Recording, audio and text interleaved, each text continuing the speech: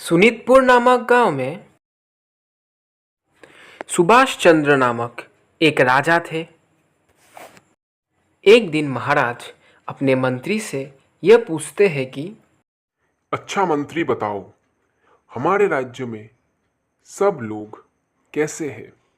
क्या उनको कोई परेशानी है? मुझे तो मालूम नहीं। अगर तुम्हें कोई मालूम है मुझे बताओ, कारण मेरे प्रजाओं की कोई भी दिक्कत हो वो मुझे पसंद नहीं है, ये तुम्हें मालूम है। इस तरह महाराज ने अपने मंत्री से पूछा। मंत्री ने जवाब देते हुए कहा, महाराज, मैं एक बात बताना चाहता हूँ।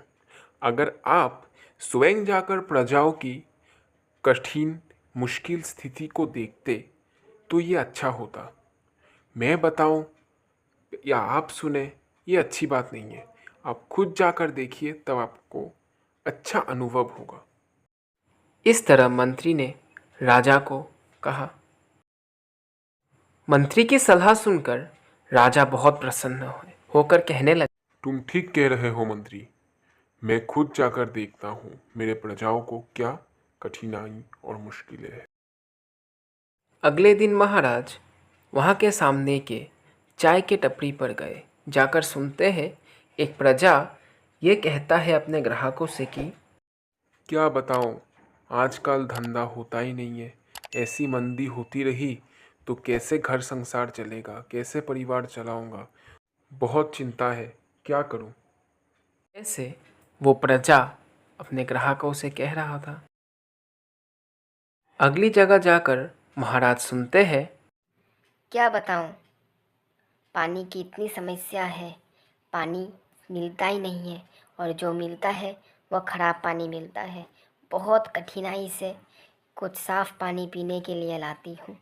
क्या बताऊं, इतना दिक्कत हो गया है साफ़ पानी का, कहीं मिलता ही नहीं है। जहाँ का पानी पियो कूड़ा पानी मिलता है। हमारे राज्य में पानी की बहुत कठिनाइयाँ हैं। इस तरह वो लोग अपने आप में बात कर रहे थे। इस तरह ये बात सुनकर महाराज वहाँ से चलने लगे। एक और जगह महाराज जाकर सुनते हैं, क्या बताऊं मैडम, आजकल उतनी कमाई होती ही नहीं है। आगे बहुत कमाई होती थी, इतनी होती थी कि परिवार चल जाए, लेकिन अभी बहुत कम होती है। क्या बताऊं। बहुत चिंता है। सबकी बात सुनकर महाराज अपने महल में वापस आ गए। आकर ही उन्होंने मंत्री से यह कहा, मंत्री, मैंने देखा है मेरे यहाँ पर प्रजा बहुत कठिनाइयों से है।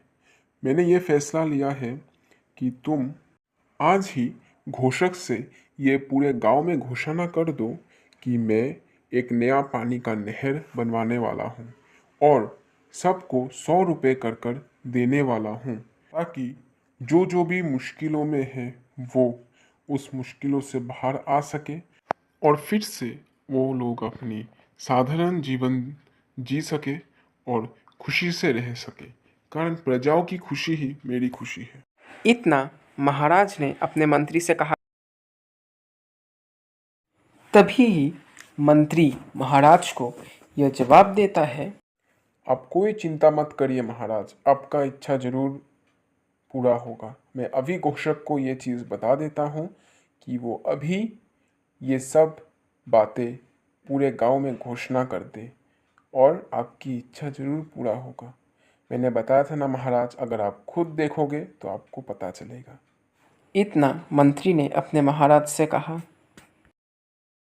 तब महाराज जवाब देते हैं, तुम सही कह रहे थे मंत्री, मैंने अपने आंखों से देखा, मुझे एहसास हुआ।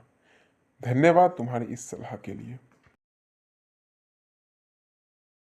अगले दिन ही घोषक घोषणा करता है, सुनो सुनो सुनो, सारे गांव वालों को महाराज की तरफ से एक खुशखबरी।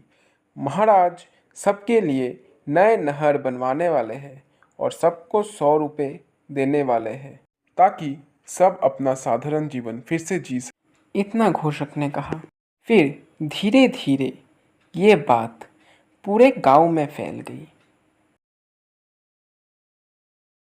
और सभी खुश हो गए।